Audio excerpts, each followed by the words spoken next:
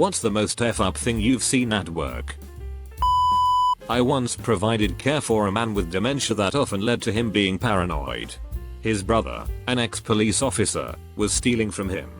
He would pick up his pension but steal about 10 to 20% of it each time. When the gentleman I cared for called his brother out on it, his brother would always blame his dementia for his suspicions, and then guilt trip him into apologizing for doubting him. Eventually we were asked to collect his pension instead of his brother. After his brother refused to provide a full paper trail of his pension and to deliver the money in the sealed envelope it's given and at the office, his brother kicked off big time, trying to get us to stop providing care so he could keep exploiting him. We stood our ground, duty of care above all else, and our man got the pension he earned through his life in full. I saw lots of other messed up stuff in that job, but there's something about a man's older brother exploiting and emotionally gaslighting him which just hits hard. I was a head lifeguard instructor. The worst was probably a 15-year-old boy that dove off the diving board, cracked his head open on the bottom of the pool, blood gushing, and was unconscious. My co-worker and I had to do a deep water spinal rescue, which is basically the hardest rescue at a pool. The kid not only survived, but became a fellow lifeguard himself the next summer. A guy knew he was getting fired, so he took a shit in the trash can in his cubicle. Nobody knew if he did it there or took it into the bathroom to shit it, but he did it one way or another. He got called up to HR and was let go. Then the people working in his area started complaining about the smell and, sure enough, I found it in his little trash can. Then I called him to ask about it and he said, it was an old burrito he forgot to throw out. It was not an old burrito he forgot to throw out. The most F up thing I saw was my boss being stabbed by his wife. No one allowed in stairway, except during shift change. I caught them effing in the stairway. Edit, I wrote the comment in a hurry and incomplete. I was the supervisor and caught a couple effing in the stairway. I sent them home and filled out a report. The next day they were both fired. After they were fired, that's when their higher ups made and had the sign put up. Saw a guy fall 40 floors onto a large pile of cast iron piping as I was walking off for lunch. Didn't end up eating lunch after that. Guy cut his finger in the deli slicer and tried to keep cutting lunch meat for a customer with blood everywhere. Co-worker ended up owing and no one in his family told his dad. The only reason his dad found out his son died was because the dad called the company to see if his son still worked there. My boss had to be the one to tell him the bad news because no one in the guy's family was willing to tell him. Saw one guy drop dead, office job. One get an arm cut off, pulp mill. One get degloved, paper mill. But the winner was the day we walked into work at an auto parts store and found the assistant manager effing another assistant manager in the ash. Just going at it. I saw a co-worker get crushed to death under 6 tons of dirt. I helped dig his body out. God, thanks for reminding me of my construction days when I was 18. We were cutting out a trench for something. I'm thinking it was a water line of some sort and was fairly deep. It was just a muddy mess, and after about 5 days straight of rain, everything was waterlogged. We had just started the workday when we heard a ton of yelling further down the trench. Turns out the shoring that was preventing the trench from collapsing had given out and buried a man inside up to his shoulders.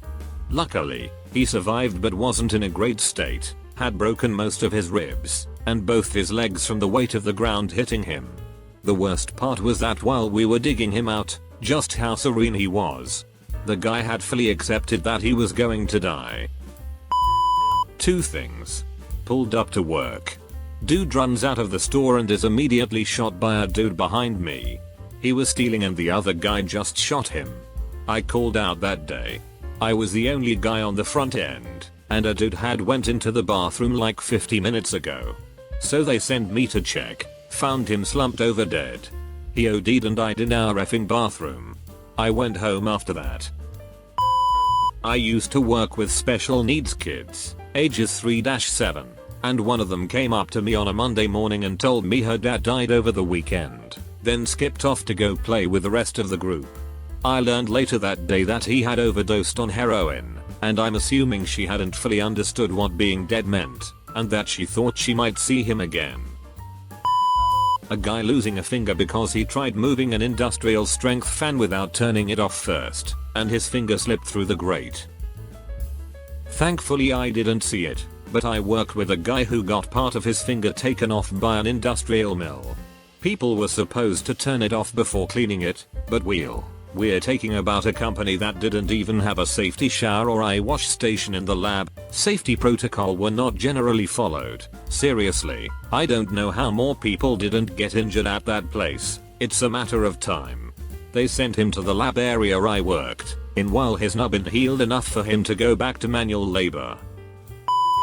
Worked at a call center. I was in the break area on the second floor and heard a guy getting into an argument with his soon-to-be ex-wife. I walked away and back into my call area, and about 30 seconds later the whole call center went into lockdown. Found out that the guy decided to kill himself and jump headfirst into the concrete floor and landed right in front of my coworker. He was granted unlimited paid days off and paid therapy for the rest of the year. Opioid addiction patient would inject directly into open wounds in her biceps. And I'm not talking small wounds. Both her biceps were eaten away. There were little thready bits of tissue that were inconvenient because they would get caught on stuff, so she cut them. She was in her mid-20s but had started using as a teenager with her mom. She would get bloodstream infections and heart infections and leave before finishing treatment. I'm a nurse. Used to work on an oncology unit. One of my patient's family members walked into the wrong room by accident. The patient in that room had passed away and was shrouded, waiting for transport to the morgue. She threw herself on the body, weeping, thinking it was her loved one and no one had called her. Then we realized what happened. It was not good.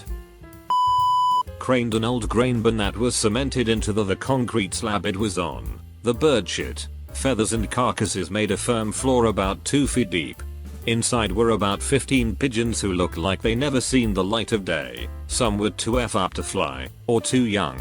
One was pink, like bald and absolutely the offspring of multi-generational incest. They were all F up.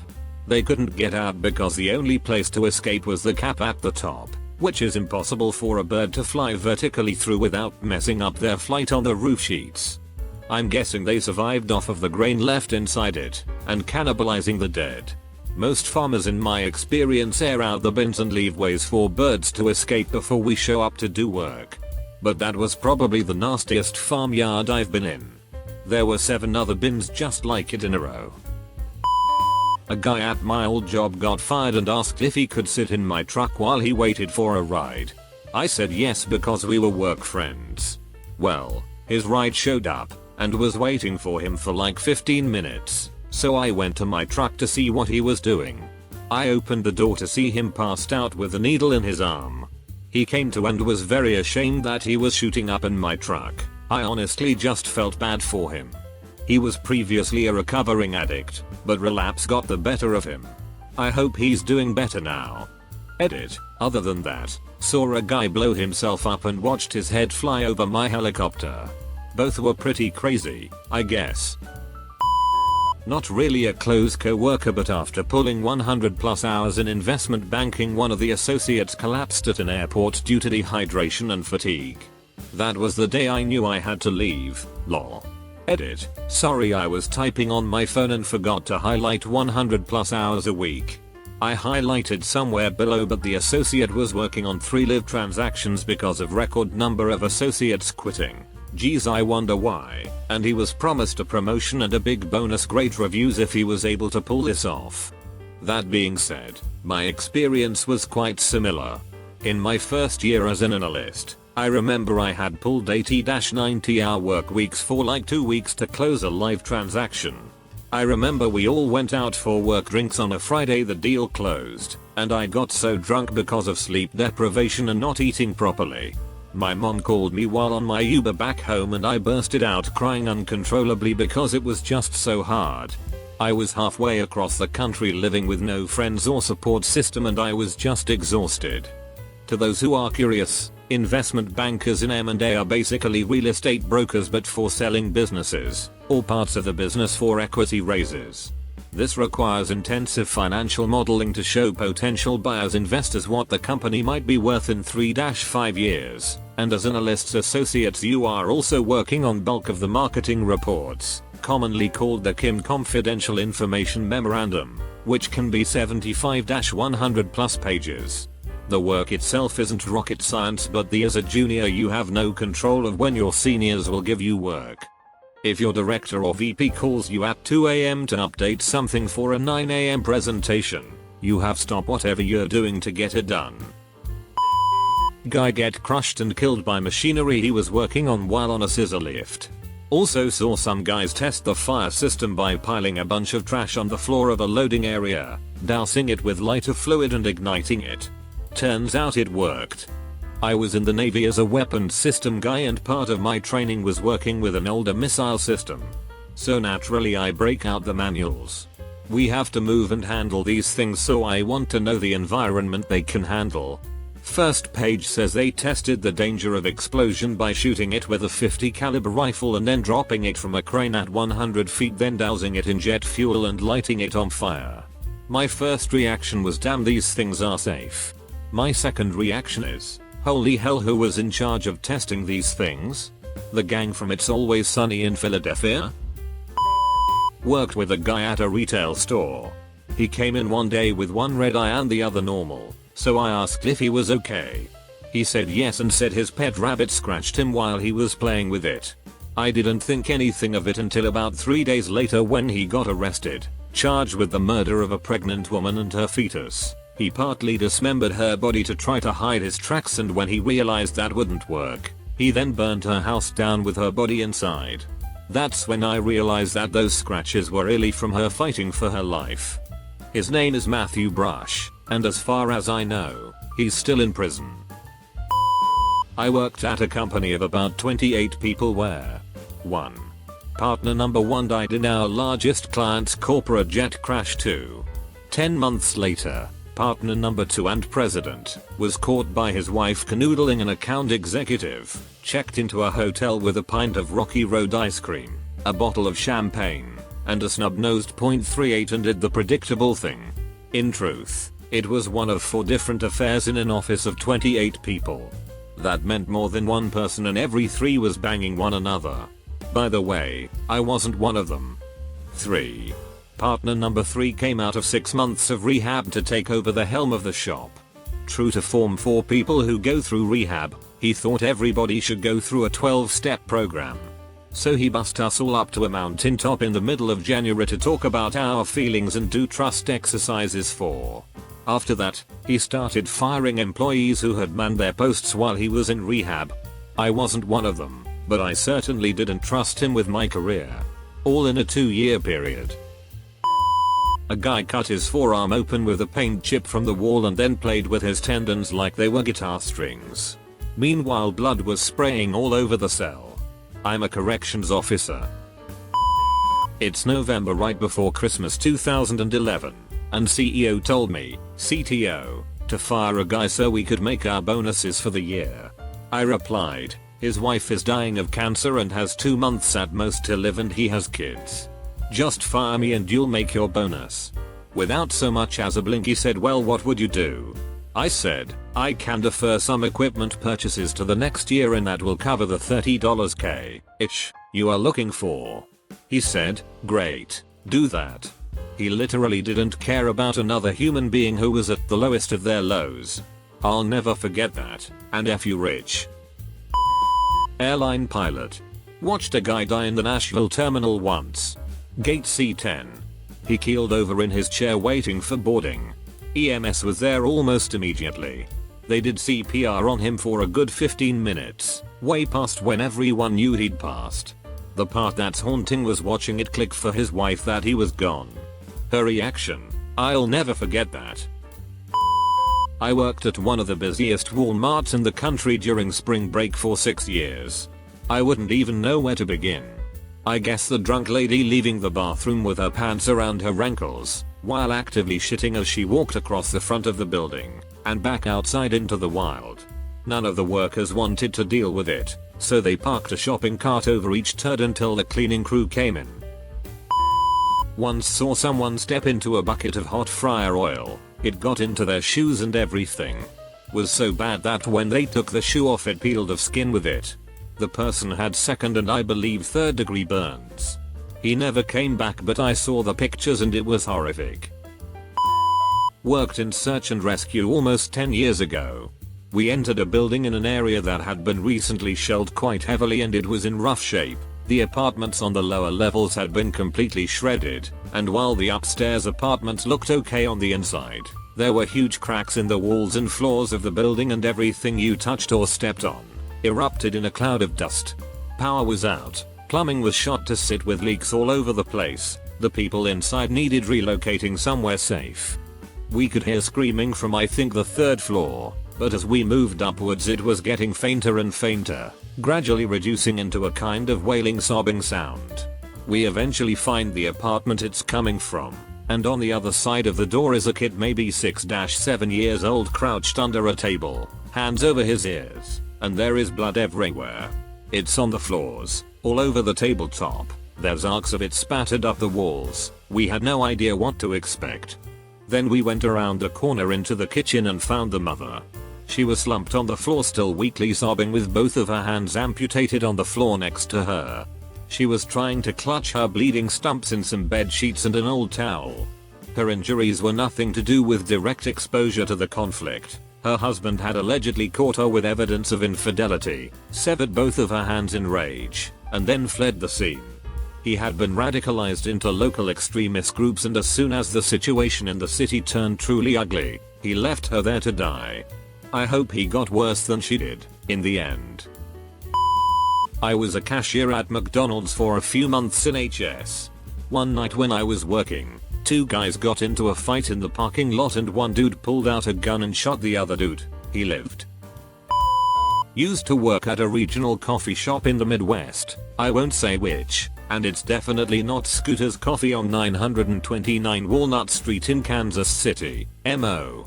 Anyway, we had been seeing a few cockroaches around and management called in exterminators. On a hunch, something to do with cockroaches' innate love for heat, guy lifts open the espresso machine and finds not one, not two, not three, a whole ass colony of cockroaches ecosysteming it upright in the machinery. That was 2 years into my college job as a barista there, and I had a latte every day. I was sorting all the psych patients that were hospitalized in my state, and got to this guy, a teenager, or maybe a bit older, and he got sent to the ward because he suddenly got aggressive and started to have some episodes that he squirmed in pain, took off his clothes and things like that. Before being hospitalized he was complaining about these things, but nothing the medics did was working, and nothing wrong was found, so it should be a psychiatric issue. No? Wrong. He was put in the ward for 2 or so years, and lost a lot of his life, being considered insane, because he developed a rare spinal cancer that was hard to detect, and caused him extreme pain.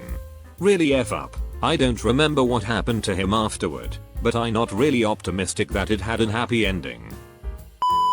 2 incidents at 2 different Walmart grocery distribution centers. The first, I got to work when they were wheeling out an inventory control co-worker of mine to an ambulance with blood everywhere. She had a forklift operator run through an intersection on the dry grocery side forks first, and speared her leg with a fork up against the rack. She nearly died on the way to the hospital. The second was a banana room door that came down fast, for the lifts to go through or an employee to walk in, came down and sliced the nose off a quality control employee, resulting in an investigation that showed the doors company-wide were installed incorrectly. Worst thing I heard about was at the West Point plant in Shipley, FL. An employee had her arm ripped up in a comforter machine. I worked in the casino biz for almost 25 years. Here are some of the things I have seen. People fall over dead, followed by people asking if they could have their chips credits. Watched a woman use a chair to jump on her husband's shoulders to punch him in the head, trying to get him to leave the casino. Theft from customer to customer, customer to casino, and have actually seen casino employees steal from customers. Casino patrons get in group fights. Thousands of sex workers. Watched security brutalize people in gratuitous fashion. Such attempts. celebrities acting like complete children. And, of course, no shortage of racism, bigotry, transphobia from customers to management. Worked at White Castle. My manager gave me edibles, so I decided to take them on my break. They were small gummies, so I thought it was not much and took the whole bag. Again very small. In about 10 minutes I felt them kicking in, which was kinda fast, so I asked her, how many mg? According to her 1000 milligrams. When I showed her the empty bag, her jaw dropped all the way down. She was like, "Yay, no, I'ma have you work in the back for the rest of the shift." I was so F up I could not tell between my imagination and reality, but I tell you I cleaned the F out of that place. I honestly had a near psychedelic state. It was astronomical tbh. I don't remember much, but damn I remember the feeling I had. Edit. My bad, I thought this said, what's the most F up you've been at work? Garbage truck driver. The downtown run is pretty messed up. Lots of people just zombified. Lots of open heavy drug use, shooting up, smoking meth. People taking a poop, usually behind a dumpster I need to pick up, sometimes stepping in poop. Saw a lady get backed over once. I worked at a Goodwill for a few years. We had lots of drug addicts trying to shoot up in the changing room and had an occasional OD. But the most shocking thing I experienced was the amount of times people physically threatened or attacked me or my co-workers when we refused their donations. Getting in our faces and trying to push us around. One guy tried to hit someone with a car. Another one threw a picture frame that narrowly missed smashing my supervisor's head. Another threw such a temper tantrum that he smashed an entire set of chairs and a kitchen table. There was also someone who called the police because we changed the prices on softcover books. Once witnessed a group of 15-16-year-old teenagers steal an older man's wallet in the mall. They ran past the coffee shop I worked in and went up the escalator, closely followed by the man. Next thing I knew, I heard screaming and fighting and smelled metal, which turned out to be a shit ton of blood. Turns out, the man got into a fight with them and then got stabbed. That entire half of the mall got shut down by the police and the smell lingered for the rest of that day.